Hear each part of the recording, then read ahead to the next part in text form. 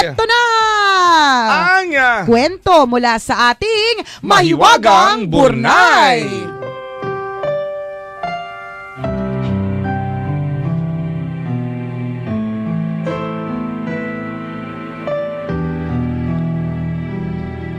Ang tagal. Nag-ayos muna ng strings ng gitara. Hindi, lumunok lang kami ng laway. Naiipon yung laway namin eh. Okay. Ay, nakatutok pala sa atin si Suzanne. Hi, Miss Hello, Suzanne. Salamat. Kung nakuha ko na daw ba yung titulo ko, hindi pa po friend. Wala pa tayong time. Maraming titulo yan. Oh. Titulo. At ano man titulo? Good morning. Happy listening. May babatiin ka muna? Wala. Sige lang. Go. Ready na po kayo? Pakinggan ang kwento ng Mahiwagang Burnay. Grade 3 si Kendra nang unang makaranas ng matinding panunukso mula sa kanyang mga kaklase. Halimaw, halimaw, nanay mo, halimaw. Ganun? Ang tinutukoy ng mga kaklase ni Kendra ay ang kakilakilabot na itsura ng mga kamay ng nanay nito. Dahil sa panunukso sa kanya, ay iniwasan na ni Kendra ang makita siya ng ibang tao na kasama ang kanyang ina.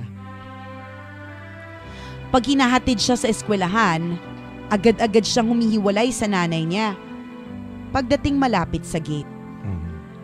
Hanggang sa magdalaga siya, ay daladala niya ang kahihiyan kung kaya bibihira lamang ang kanyang nagiging kaibigan.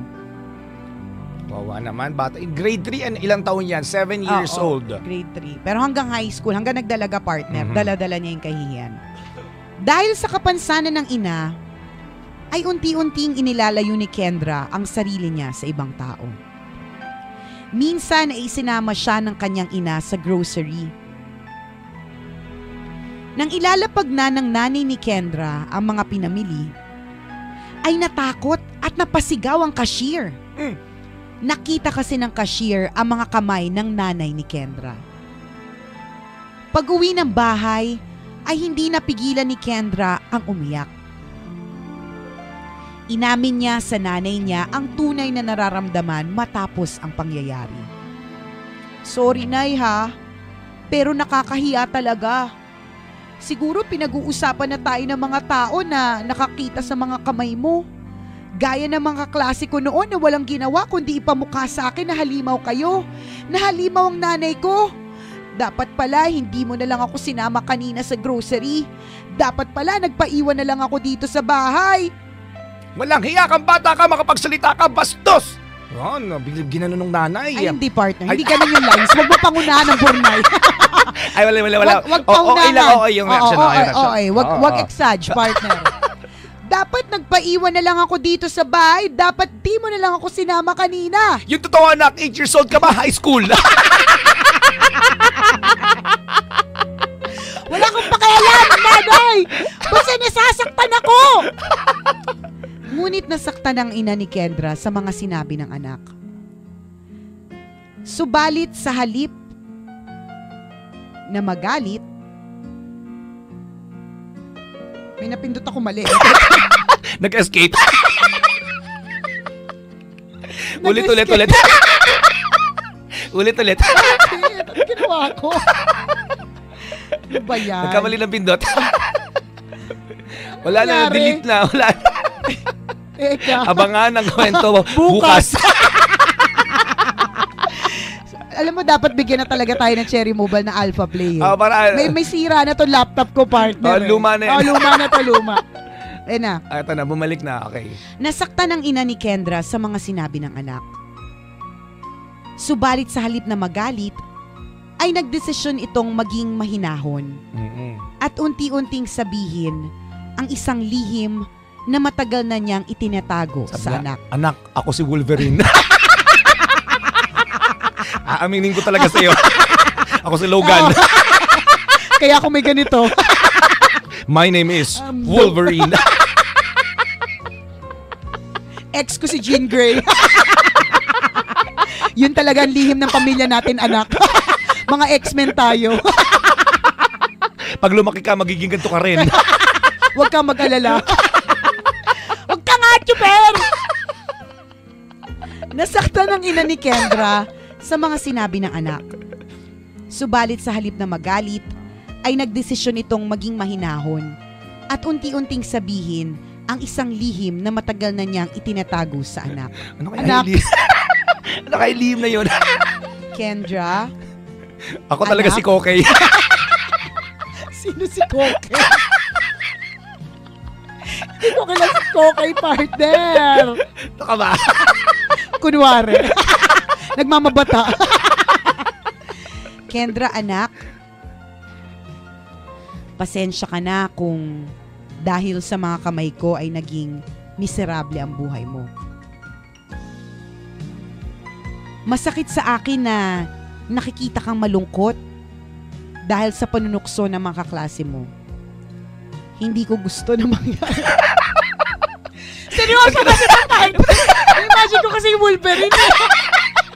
Sabi niya, may aminin na siya sikreto. Fighter kasi sinisira ang moment eh. Huwag ka nga. Doon ka muna sa Malay mo, Hindi. umaasa lang ako ganun Hindi. yung mangyayari. Hindi. Partner, pwede doon ka. Isa lang mo yung background music, tapos doon ka muna sa labas. Iwan mo na kita. Natatawa ko sa mukha mo eh. Hindi ako makabasa. Huwag kang tumingin sa akin. Dali. Tatakpan kita Takbo ng ng laptop. Tanga mo. Binuhat yung laptop. Sige, magbasa ka lang hanggang mamaya ganyan ha. Huwag ka nga. Natatawa ko sa mukha mo. Ilaki na yung laptop mo. Tapos- Buhatin mo, huwag mong bababa ha. Tapos yung dila pa ni Chipper pag tumatawa, yung gumagalaw-galaw na mabilis. Ayun, oh, ganyan. Huwag ka nga! Chopper, hindi na Uy, alam mo, basahin mo na kaya. Saan ba ako magbabasa na hindi ako matatawa sa'yo? Diyan ka sa ilalim ng table, sige. Umilalim ka muna dyan. Hindi ako mapapakita sa'yo, partner. Yan. Ayun, Baliw na ito. nakikita ko pa rin bumbunan mo. Partner, huwag ka magulo! Aminin mo na. Basahin mo na para malaman na namin kung ano yung sikreto ng nanay. Kaya nga eh! Ikaw kasi! Ano ba yan? Naubo ko. Kendra, anak, pasensya ka na kung dahil sa mga kamay ko.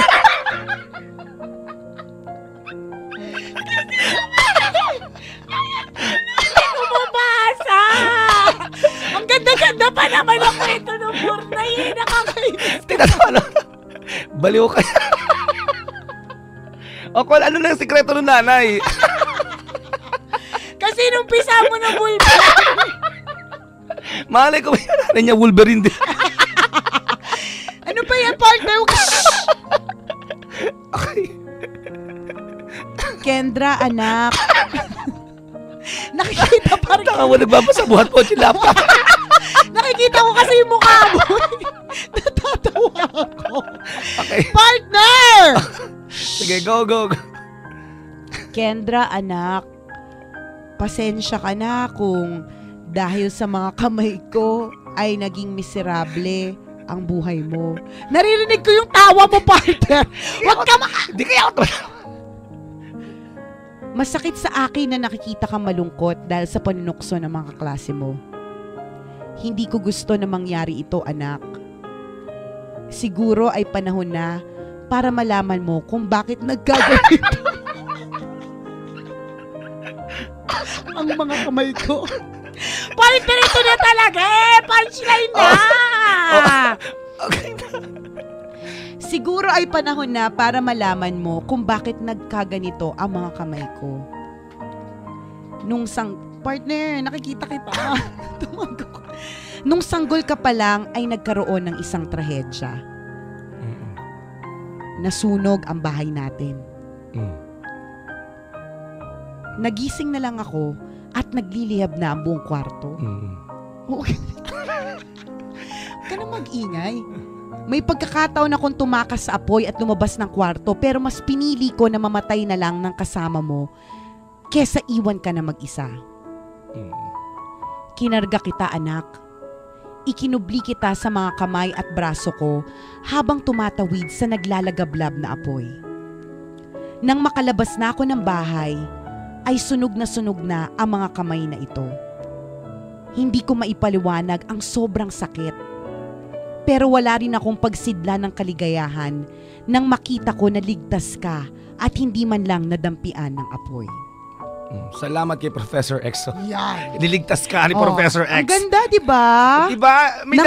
May dahilan pala kung bakit naging gano'n ang kamay ng kanyang nanay. Ang ganda sana ng kwento, sinira mo lang. Ayun ka. Brava kaya siya, tapos ginawa mong action. Ginawa mong Marvel. Malay ko ba, umaasa lang naman ako na gano'n yung nangyari. Nang marinig ang revelasyon ng ina, ay muling tumulo ang mga luha ni Kendra. Ay, hindi po kayo si X-Men. Na-disappoint. Kala ko po talaga kayo po si Wolverine. Mali ako. That's so sad, Nay. Niyakap niya ang kanyang ina at humingi ng tawad. Nay, patawarin mo ako. Patawarin mo ako kung naging maarte at makitid ako. Patawarin mo ako sa mahabang panahon na ikinahiya kita. Ngayon, alam ko na ang dapat kong malaman. Ang mga kamay mong yan ay hindi ko dapat ikahiya dahil ang mga kamay na yan ang dahilan kung bakit nandito ako ngayon. Kung bakit buhay ako. Ang mga kamay na yan na kinatatakutan ng ibang tao ang siyang nagligtas ng buhay ko. Matapos humingi ng tawad, ay hinalika ni Kendra ang pangit subalit dakilang mga kamay ng kanyang ina. End. Kita mo na. Yan. Isa na namang kwento mga kabisyo ng panghusga. Tama, kahit sarili mong nanay. Alam mo, partner, lagi tayong may ganun eh. Kapag halimbawa nakita natin na may abnormalidad yung tao, nilalayuan, kinatatakutan, sinisigawan, tinatawag na halimaw. Pero hindi mo alam yung kwento kung bakit siya nagkaganon. Ang nakakalungkot dito, itong mismong anak ka. Kinakahiya. Ikinakahiya yung nanay, bakit ganun ang kamay? Kung dahil sa kamay na yan, ma. Tinan mo, wala akong kaibigan. Oo, dahil sa kamay na yan, pinagtawanan tayo sa grocery, dapat iniwan mo na lang ako. Binubuli ako sa school. Dahil sa mga kamay na yan, akala ko ikaw si Wolverine, hindi pala! Hindi, very seriously mga kabisyo. Ang mga kamay na ina, hindi man katulad na nangyari din sa ina ni Kendra na talagang pinagdaanan ng lumalagablab na apoy. Pansinin niyo po ang mga kamay ng mga nanay po ninyo, di ba? Mga ano po sila mga pagod na kamay. Correct. Naglalabasan ng mga ugat. Correct. Mga diba, kamay mga makakaliskis na balat. Diba? Yung mga ganong klaseng kamay, yung mga pagod, yung mga hirap, yung alam mong madaming pinagdaanan. Ilang beses mo, nahalika mo na ba yung mga kamay nila? Try mong hawakan. Nagsabi ka na ba ng salamat dahil nagkaalam ko ganyan yung kamay mo dahil sa akin? Sa pag-aalaga sa akin, nung baby pa lang ako, ang mga kamay ng nanay mo, siya ang naghugas ng puwet mo. Alam mo ba yun? Correct, totoo yan. Ang mga kamay niya, siya ang kumarga sa iyo kahit ngalay na siya. Tama. Tumahimik ka lang sa pag-iyak. Diba, ginawa niyang lahat. Nagpasalamat ka na ba sa mga kamay na yan? Yung mga kamay na yan, expert. Habang karga-karga, kakaya naman kamay na niya magkilay. Alam mo, part yun ang discover kong talent. Kaya ko pala magpahele ng bata habang nagkikilay. Tsaka naglalagay ng eye makeup. Sabi ko, wow, talented. Multitasking talagang mother. Carry ko na partner, no? Magpahele ng bata na nagkikilay. Diba? Kayang gawin ng nanay ang lahat para sa'yo. Nagpasalamat ka na ba? Totoo yan. Ang mga kamay ng nanay mo siyang naglaban ng lampin mo nung bata ka. Pero di ba, hindi naman natin na-appreciate yun. Pero ngayon, try lang nating tingnan, di ba? Tingnan mo. Ang daming pinagdaanan ng mga kamay na yan. Tapos ikakahiya mo? Nagpasalamat ka na ba? Ganda ng kwento ng Burnay. Oo, nakakaantig ng damdamin. Tama! Basahin niyo po yun sa Facebook fan page namin, ha? Search nyo lang po Tambalan. Thank you again, Mahiwagang Burnay. Sa lahat ng mga kabisyo natin, nationwide, tapos na po ang Tambalan for today. Pero sa Metro and Mega Manila, dire-diretso po tayo hanggang alas 12 ng tanghali. Muli po mga kaibigan, ito ang Tambalan ng isang balasubas. At ng isang balahura, ako po si Nicole Yala. At ako naman si Cambio Kengres Chuper. At ang aming tanging paalala na dapat ay memorize na. Sabay-sabay tayo mga kabisyo. Walang matatag na relasyon sa malanding may determinasyon. Yun!